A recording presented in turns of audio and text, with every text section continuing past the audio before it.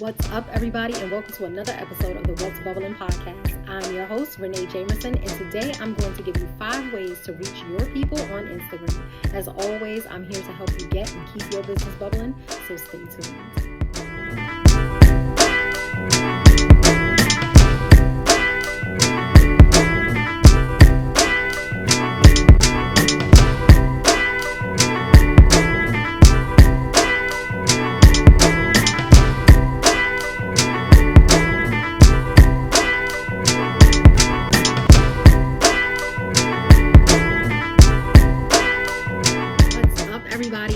Episode 2 of season 2 of the What's Bubblin podcast. I am super excited to be back with you guys. There was a little break, a little intermission, because as you guys know, it is summertime, and I have done some traveling. I have been to the beautiful mountains of Jamaica. I have another international trip coming up, but over this time, I am working on content, workshops, classes, and webinars that I plan to bring to you guys in the fall. We are going to be rolling out another season of the Bubblin in the Black boot camp. Yes, I said boot camp. Usually we do a blitz. We are going to do a boot camp this year. I'm super excited about that. Just working on the back end to get all of these things ready for you guys over this summer break, I guess. I don't know if you guys are taking breaks. I hope at some point you guys are enjoying your summer, because I don't know about you guys, but I start to get this feeling of like, I want to get outside. I want to be in the trees. I want to be in nature. I definitely like to hit up a beach or two, get my toes in the sand, get that seawater on my skin, that salt water. So I'm hoping that you guys are enjoying your summers. But yeah, let's get into it. So today I'm going to give you guys 5 ways to reach your people on Instagram. Last time we were together, I gave you 5 reasons why people are not buying your product. So if you are a product-based business and you've been struggling to sell and move your products, check out episode 1 of season 2, available on Apple Podcasts. I don't know if I put it on SoundCloud. I might have put it on SoundCloud, or just check out the YouTube video. I will link it out on this video. So today, let's get into it. 5 ways to reach your people on Instagram. So one of the things that people probably don't know, or you may not be privy to, is the fact that there is a 3-second mark that Instagram wants you to get past, right? And so the way that they choose which content they're going to prioritize and push out to audiences or, people that are using the platform is that people actually make it past the 3-second mark on your video. So that means that you are basically stopping the scroll. People are stopping to view your post, your reel, whatever it may be. So the key to get Instagram to prioritize your content is that you want to get people to stay on your content longer than 3 seconds, right? And if you noticed, and if you ever done a reel or put together a reel, it literally lets you know when you like the time. So you want to create a hook, right? Something that grabs your audience's attention and keeps them on your post for longer than 3 seconds. So I'm going to give you some tactics that you guys can use based on post types. So number 1 is a carousel post, right? So due to the fact that these are slideshows, like kind of like a PowerPoint presentation that's on Instagram, it takes longer to complete these, right? So you want to take advantage of the fact that you can use and create carousel posts, because that's going to keep a person on your content longer than 3 seconds, especially if there's things that they have to read on your slide. So a carousel post, definitely, if you have not been taking advantage of carousel posts, and I know like you'll see a lot of people doing reels, people are dancing, people are doing whatever. Also, one thing that you should also know is that Instagram will deprioritize your content if it is longer than a certain time. So make sure that you're not all of your content. If you've been filming a lot of content where you're actually live and consistently talking live to your audience on, maybe you're doing mini webinars or you're doing workshops, and you're not seeing the traffic and the traction or seeing your content reach a lot of people, that is why it's too long. So just throwing that out there as a little bonus. But make sure you're taking advantage of carousel posts. If you have not been posting carousel posts, you need to take advantage of them because people stay on your content longer, which is going to cause Instagram to prioritize your content. One of the ways you can do this is if you have been using Reels to promote your content, find one of your Reels that had gotten a lot of views and reach and turn that sucker into a carousel post, especially if it was like numbered, like if it was like how mine's is like five ways to, or 4 tips to. Take advantage of those and turn them into carousel posts because let me slow down, turn them into carousel posts because it will cause people to stay on your content longer. Number 2, Reels. And if you are one of those people who have only been posting carousel posts or standard posts, take advantage of Reels because Instagram also wants to prioritize videos, right? And so the key to the video is that you want to create a hook that grabs their attention, stops the scroll, and then put some type of teaser in there that keeps them, that navigates them down to the caption, right? So if you've seen like those videos where people are like, POV, I was walking down the street, and then at the bottom, it'll say something like, check comments with the arrow. What they just did there is they kept you on that. If you create this type of content, usually the key to doing this is that you want to put that hook and then you delay that second portion that tells them to get the answer in the captions past the 3 seconds so that they stay on the reel long enough to be like, oh, so I got to read the comments, right? Or read the caption. That's one trick. So when you see people do that, that's the reason they're doing it. It's because it's keeping you on their reel longer than 3 seconds. And so what you want to do is you put the hook on the screen and read the caption. So you want to tell them they have to read the caption to get the meat of what your reel is about. You don't want to give them the meat in the reel. I mean, you can, but make sure that that hook is keeping them engaged for longer than 3 seconds, right? And so that call out in the reel, and then you direct the people to the meat in the content, the meat of the content in the caption.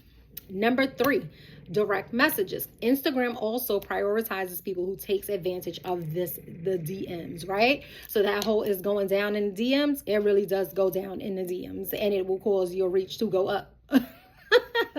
So you want to get people engaging with you in your DMs. And so usually people will do this in their stories, or they use keyword leads. So that's where things like mini chat comes in, or like if you have a lot of people on your platform, and if you have a smaller group of people, you say something in your content where you're like, DM me and I'll tell you how to do it. DM me and I'll give you a discount. DM me the word, right? DM me the word juice and I'll send you the discount code. DM me the word lead and I'll tell you how you can get your hands on this brand new workbook, right? They're taking advantage of their DMs, and Instagram is prioritizing their content because it is causing people to engage with their DM. So that is one thing that you want to do. For some reels, right, is that you want to put a question in your hook, right? So you're going to create this hook for the reel, like as if you're answering, like you're in the middle of answering someone's question. And this will grab a person's attention, right? It's an attention grabbing strategy. And then you add copy or start your reel verbally by answering the question. So you act like someone's asked you a question and then you answer that question in your reel. And it can be questions that your followers have asked you. It should be something that you know your audience is interested in. And so you would start the reel with the answer to the question, and then you finish it off in the caption. So you're not going to go through the entire thing. You're going to like give them just a little piece of it, and then you put it in the caption. So like, let's see if I can give you an example of this. If you were to ask me, what's one way I can get people, get a further reach on Instagram? And I started my reel with, if you guys can hear that, my husband he's in music production. Shout out to AFD. He also made the beat to the beginning of my video on YouTube. So yes, you can follow him on Where Is Padre. But yes, so let me think about an example I can give you guys. So if you asked me,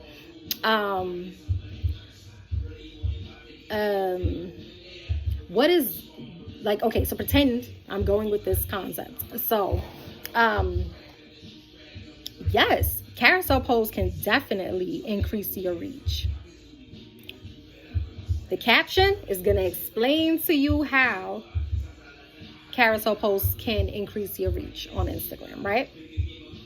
There you go. Just gave you an example. So try that.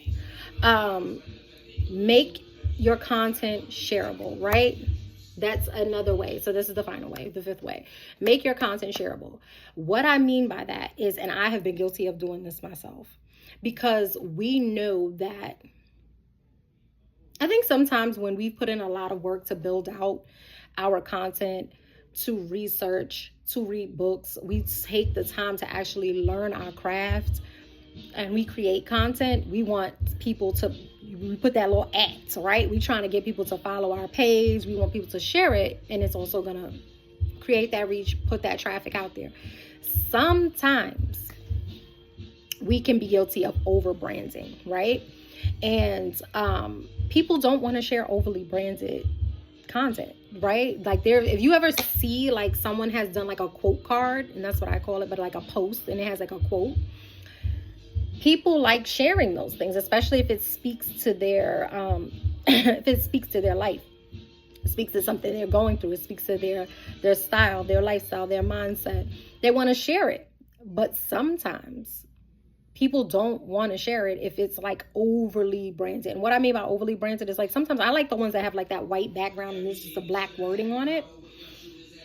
But if you see like it has the person's photo in the background and then the words are across their face, that may not appeal to your people, right? So you don't want to overly brand your posts. Yes, like when people share, like now, like there is a little thing where it tells people where they got the content from. So you don't have to really worry about, I mean, people will screenshot and can reshare it. I mean, what are you going to do about that? Put your name in a little tiny bottom piece on the bottom if you want to do it that way. You can add it really small on the bottom of the quote card. They can still crop it out. I mean, what are you going to do?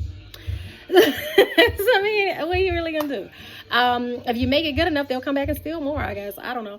But people don't really like to share overly branded stuff. So try not to, if you know that it's a piece of content that you want to be shared over and over again. It's like it's a quote and something that you think can resonate with a lot of people. Try not to put your face in a watermark on the back. Like, just don't overly brand it, because then that will cause people not to share it. Unless you're like Rihanna or somebody, people love to share Riri. But like, you know what I mean? Like, just don't overly brand your content, because then people won't want to share it because it doesn't speak to their brand. Like, they want the words. So, you know, if you can keep it simple and still add like your little Instagram handle on it, just try not to do the whole putting your face, your logo, all that other stuff. Don't overly brand your content. So that is 5. Those are 5 ways and 5 tips to reach your audience on Instagram. I am here, as always, to help you get and keep your business bubbling, as I said in the beginning of this. So make sure you are following me on Instagram at Bubblin Marketing. Make sure that you have subscribed to this YouTube channel. Make sure you are subscribed to the podcast. And yeah, turn on those notifications. That is another thing, because I have been guilty of this too. You go and follow somebody and you really like their stuff, and then, you know, you're just like, oh wait, what was the name of that person again? Turn on the notifications so that you know when I'm on here, and so that you know when I'm giving you this YouTube and podcast content. Make sure that you are subscribed to everything. I have my What's Bubblin newsletter. So make sure you get on that email list. I will put that link in the bottom of this video podcast. And also, so make sure that you are on the email list so that you know when I have amazing workshops, when I have amazing resources, when I'm dropping new podcasts, new YouTube videos. And that wraps another episode of the What's Bubbling podcast.